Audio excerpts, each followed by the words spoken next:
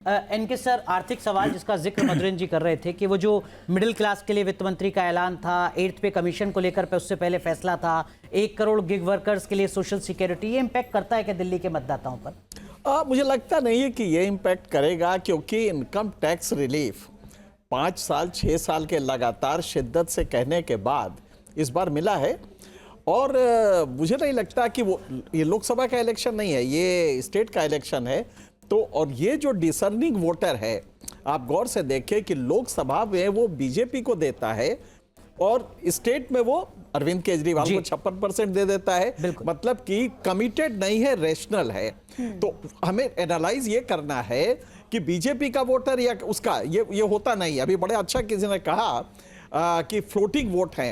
ये floating vote नहीं बल्कि ये डिसर्निंग वोट है, जो कि वैल्यू देख के कि मोदी जी को जिताना है या अरविंद केजरीवाल को जिताना है। लेकिन सर ये 18% है और ये अच्छा खासा आंकड़ा है, बहुत अच्छा है। और ये दुनिया के लिए एक नसीहत है कि क्या ये एजुकेशन पर कैपिटा इनकम की वजह से ये डिसर्निंग माइंड उनका है या ये तासीरन है। अब यहाँ पे अगर आप देखें कि लो परसेंटेज आज टर्नआउट आपका जो आधे घंटे में पता चल जाएगा, अगर 4% कम आ रहा है पीछे से, जो पिछले इलेक्शन से है, तो इसको बड़े गौर से एनालाइज करना पड़ेगा कि ये किसके वोटर 4% कम। हालांकि अभी 1 घंटे का वक्त बाकी है सर, ये 5 बजे तक का फिगर है। मैं दोनों बातें कह रहा हूं कि अगर ये बढ़ता है तो ये भी एनालाइज करना होगा कि किसका कैडर वोटर्स को निकाल पाया है। बहरहाल एक बात बिल्कुल सही है कि ये जो गैप है 17-18% वोट का, ये मैटर करेगा। इसमें जो आप सवाल कर रहे हैं उसमें यही है कि ये मैटर करेगा,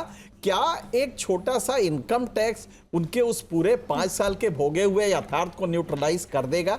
और जो अभी कह रहे थे संजीव, बड़ा बढ़िया था कि बाईपोलर जब इलेक्शन होते हैं तो उसमें 1-2% के मार्जिन से डिसीजन, जैसे गुजरात हुआ, मध्य प्रदेश हुआ, यहाँ पे बाईपोलर है।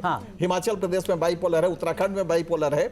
लेकिन जहां थर्ड पार्टी पावरफुल होती है, 5% 7% लाती है, जैसे कांग्रेस के यहां पे है, तो कांग्रेस का रोल बड़ा इंपॉर्टेंट होगा।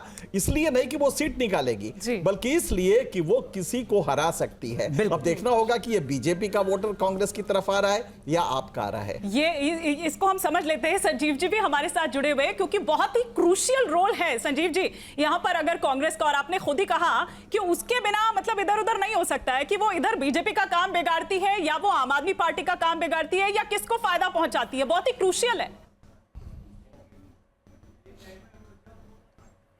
देखिए, वैसे तो निश्चितता के साथ कुछ भी कहना अपने आप में एक बहुत डाइसी है, बहुत गलत प्रवृत्ति है। बट मैं फिर भी काफी निश्चितता के साथ ये कह सकता हूं कि कांग्रेस जो वोट लेगी वो आम आदमी पार्टी का वोट लेगी। बीजेपी का जो वोटर है वो एक अलग ढंग से कमिटेड है। आम आदमी पार्टी की जो कॉन्स्टिट्यूएंसी है, गरीब, पिछड़ा, माइनॉरिटीज, वही बेसिकली कांग्रेस का वोट है।